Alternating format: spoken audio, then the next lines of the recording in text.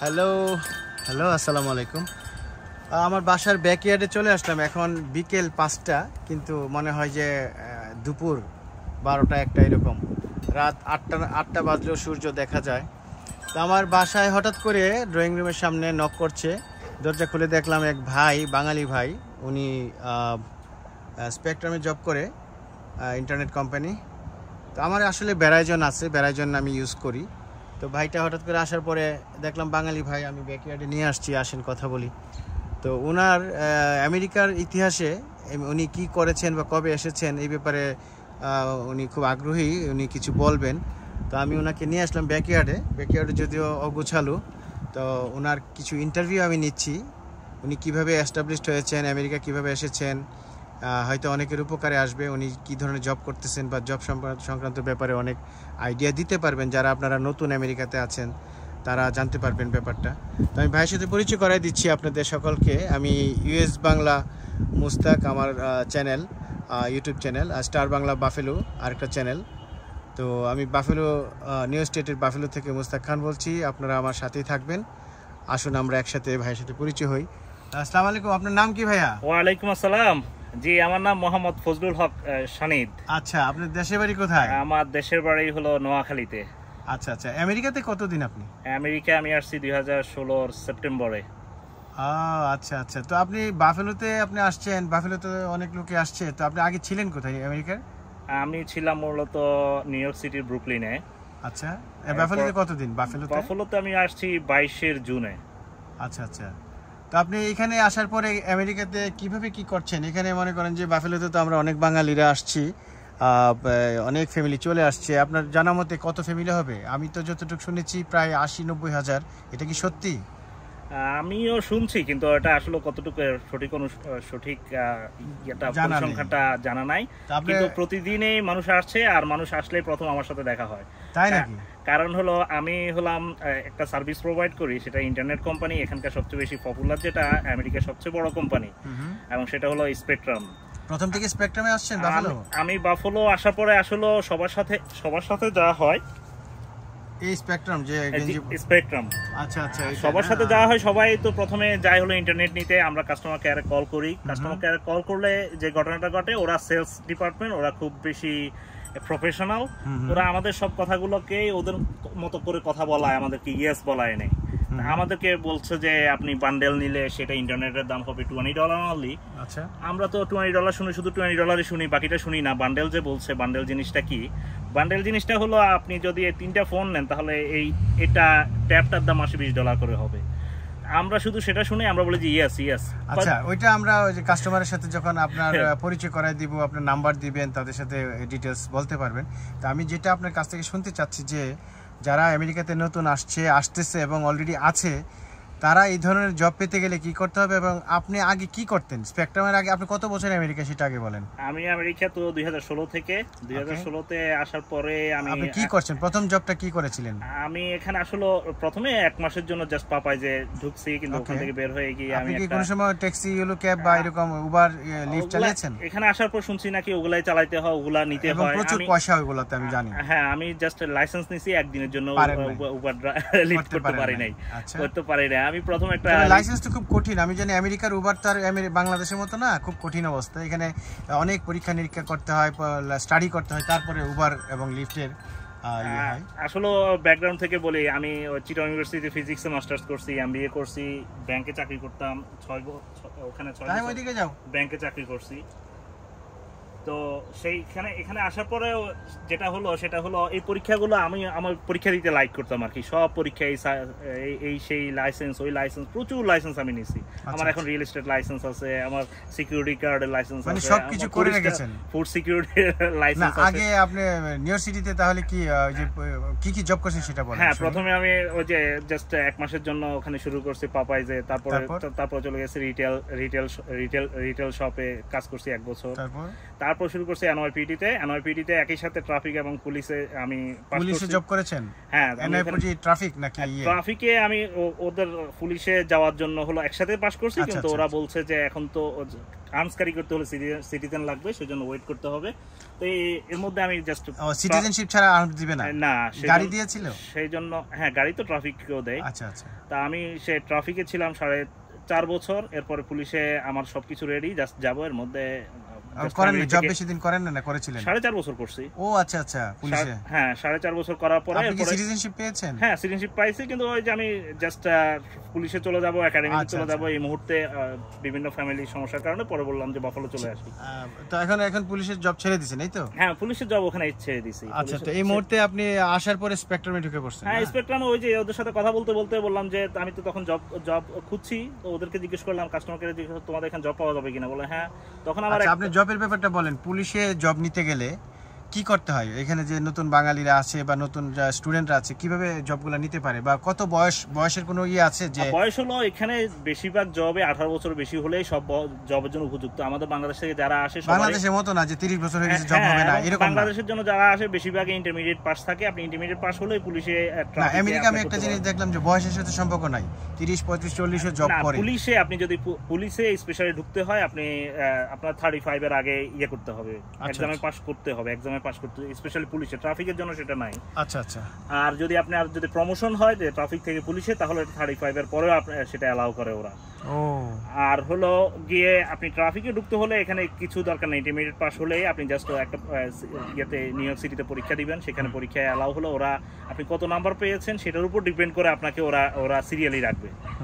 তো এটা easy process. এখন প্রচুর বাংলাদেশি আমাদের এখানে ট্রাফিকে, পুলিশে। তা আমি এখন তো নিউ ইয়র্কটা মনে হয় একটা বাংলাদেশ, মিনি বাংলাদেশ। হ্যাঁ, নিউ ইয়র্ক সিটি সহ আমরা তো এখন পুরো বাংলাদেশ বাফালোতেই আছি।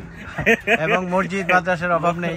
মসজিদ মাদ্রাসা সারাক্ষণ এখানে। আমি আমার কাজ হলো সারাদিন ঘুরে বেড়ানো এখানে। আমি সেলসে কাজ করি, আমার কাজ হলো সবার সাথে কথা বলা, যেমন ওনার সাথে কথা বলতে। মনে কিছু না নিলে আপনার যে স্পেকট্রামে আপনি স্যালারিটা কেমন পাচ্ছেন? আপনার অ্যাকচুয়ালি মানে ফিক্সড স্যালারি কেমন, এবং এটা কিভাবে? এটা ডিপেন্ড করে আপনি কেউ যদি এখানে নতুন জয়েন করে আমার সেলসে, সে তাকে 40,000 পার ইয়ার 40,000 দেয়। কিন্তু ওটার সাথে আসে হলো ইনসেন্টিভ আছে, কমিশন আসে আপনার। এরপর হলো মিলাই কি $80,000-90,000 হয়?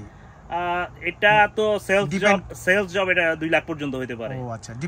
আপনার কেমন পরিশ্রম করছেন, কিভাবে কাজ করছেন সেটার উপর ডিপেন্ড করে। যেমন আমি ভাবছিলাম চাকরি ছেড়ে দিব, অন্য কিছু করবো। আসলে এখানে ঢোকার অন্য রহস্য আছে। আমি চেষ্টা করছিলাম, আমার জাস্ট কমিউনিকেশন ব্যারিয়ার, ইংলিশটা এত ভালো না, এদের অ্যাকসেন্টটা আমরা বুঝি না অনেক সময়, যতই কাজ করি। স্পেকট্রাম বাদে বাফেলোতে আর কি ধরনের জব আছে? এখানে তো প্রচুর ইন্ডাস্ট্রি দেখতে পাচ্ছি, টেসলা বা অ্যামাজন অথবা ফার্মাসিউটিক্যালস ইন্ডাস্ট্রি। বাঙালিরা কি ওইগুলোতে বেশি করে? আসলে এটা ডিপেন্ড করে আপনি কি লাইক করেন, আপনি কিভাবে যাচ্ছেন। কারণ এখানে অনেক বয়স্ক লোকরা জব করে। এখানে বয়স্ক লোকরা ইজিলি ওয়ালমার্টে কাজ করছে। এখানে সবগুলো ওয়ালমার্টে লোকজন আছে আমাদের, সবগুলো অ্যামাজনের লোক আছে। এখানে তো একটা অ্যামাজন না, একটা ডিপু না, অনেকগুলো ডিপু আছে। টেসলার একটা বিশাল কারখানা এখানে। স্যালারিও বেশ ভালো। তাছাড়া আমি দেখতেছি অনেক জায়গায় তারা সবাই, আমি যেহেতু সবার সাথে কথা বলি, আমি দেখি যে ওরা বলে যে আমরা হায়ার করবো, তোমরা লোক পাঠাও, আমরা ওখানে হায়ার করবো, লোক পাঠাও। আমি সবার সাথে কথা বললেই বলে যে তোমাদের লোক আছে কিনা। সামনের দিকে একটু যায় হাঁটতে হাঁটতে, তারপর বলতে থাকেন। আর তো এখানে যদি তাহলে বাঙালিরা যদি আসে এখানে, আমার প্রথম কথা অন্য সিটি থেকে যদি কেউ যদি সিটি থেকে আসতে চায়, মূলত আমরা যে কারণে আসছি, আমরা দেখছি যে সিটিতে আপনি কিছুদিন থাকার পরে, 5-6 বছর থাকার পর আপনার কাছে একটু একটা ইয়ে মনে হবে যে আমার মনে হচ্ছে যেন এখান থেকে বের হওয়া উচিত। কারণ হলো ওটা টু মাচ ক্রেজি। ওখানে আপনাকে সারাক্ষণে কাজ করতে হবে, কারণ বাসা ভাড়া দিতে হলে একজনকে সারাক্ষণ কাজ করতে হয়। আচ্ছা, সেটা হলো রেগুলার ইনকাম দিয়ে অনেক সময় বাসা ভাড়া হয় না। তো এর মধ্যে আমাদের বাংলাদেশিদের সবারই কিছুটা জমানো টেন্ডেন্সি আছে। তো সেই জমানো টাকাটা আমরা তখন চিন্তা করি কোথায় ইনভেস্ট করবো, কোথায় গেলে একটু সুন্দরভাবে কাটানো যাবে। আমাদের বাংলাদেশে বেশিরভাগ লোকজনই কিন্তু যারা এখানে আসছে, এরা আগে ওখানে কিছু একটু ইনকাম করে আসছে। সেই ইনকামটা দিয়ে এখানে মোটামুটি একটা বাড়ি পেয়ে গেছে। এখানে ইজিলি বাড়ি পাওয়া যেত। অনেকেই বেশিরভাগ সময় এরা ক্যাশে বাড়ি কিনছে, এবং অনেক সময় বাড়ি না কিনেও যারা আসছে যারা ধরেন 10 বছর আগে আসছে কিন্তু কনস্ট্রাকশনের কাজ শুরু করছে, ওরা এখন 10টা বাড়ি আছে। আপনার কয়টা বাড়ি সেটা বলেন। আমারও আছে আলহামদুলিল্লাহ। না আপনি তো অনেক আগে আসছেন, কয়টা বাড়ি আমার তো আগে আসিনি, আমি 22-এ আসছি। তো আলহামদুলিল্লাহ আমার 2টা আছে। তো সেটা হলো কিভাবে চালাবে আর কি, সেটা হলো তার ব্যাপার। কেউ বাড়ি কিনে আপনার মতো এরকম বাড়ি কিনলে কারো 10টা লাগে না, একটা হলে হয়। আমার বাড়ি তো কি, আমার বাড়ি কি বেশি বড়?